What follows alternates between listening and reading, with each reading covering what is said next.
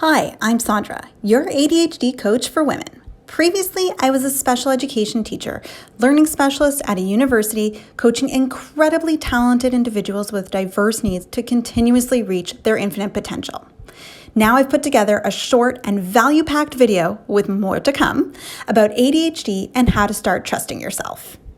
This video today, it's the first one, and I want to start at the very basic thing that so many of us always forget to do, and that's trust ourselves.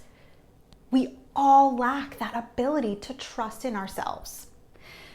We constantly just look around wishing for this magic solution or a magic wand that's going to sprinkle fairy dust on us, and all of a sudden we're going to stop feeling that sense of rejection, the overwhelm, the anxiety, that lack of time management, all of the executive functioning skills that are challenging for an ADHD brain, and the emotional dysregulation, everything that comes with it.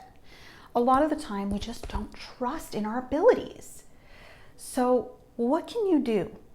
What can you do to get over that hump or work around it and really focus on your strengths? Because that is all, my whole philosophy is a strengths-based approach, because we're just trying to showcase how many strengths people with ADHD really and truly do have that are unique to this world. And that's why there's so many big, successful, famous people who have ADHD, because they've worked with their strengths. So rather than feeling exhausted and constantly defeated by the things or the attributes of your ADHD that hold you back, we're gonna work toward a place where you can let go of that feeling of exhaustion and defeat. We're gonna work through an exercise to help you build self-trust. And that's gonna include realistic, achievable, and actionable steps. It's all laid out so that you can just go for it and do it. And all of the things you need are in this video. You literally need nothing. If you want a pen and paper, you can use that. Otherwise, I'm gonna also explain it as a visualization exercise where you can just close your eyes and visualize. Before we get into the exercise, I'm gonna walk you through a little story that will help you understand why this trust exercise is so important. So this short story is a trust fall. When you were a kid, at camp or at school, I think I learned it for the first time maybe in gym class, there was that trust fall where you kind of put your arms across your chest and fall backwards into a group of kids. Some were your friends and some weren't maybe, and you had to trust that they were going to catch you. So the idea of my story is that it's trusting yourself to fall into something where you're the one catching you. So let's say you're falling into a new job or position or parenthood or a new program at school. I'm going to go with the job. I fell into, well, I got the job through an interview and all that, but then when I fell into the position, my idea of falling was I felt like I was thrown into the deep end. There were so many things to learn in this particular job that I'm thinking of, and I didn't trust that I was able, but I knew that I was able. I had the knowledge in my head, but I didn't trust myself. I went in, I hit the ground running, and I succeeded. And it was amazing. But it took a lot of trust, a lot of telling myself, you can do this, you can do this. Saundra, you've got this, you know how to do it. They hired you because you're capable. And I did it, and I worked through it, and I built it up, and I did a lot of these visualization exercises to get me there, to get me to that point where I trusted myself to achieve all the things I did in the position I'm thinking of. So the reason that trust is so important is because it leads to confidence, and confidence allows you to achieve more and more successful experiences, which leads to you feeling good about yourself and wanting to do more and staying motivated to continue. So let's get into the exercise, because that is the most important part of this. You can visualize, or you can grab a pen and paper and just sit down and write.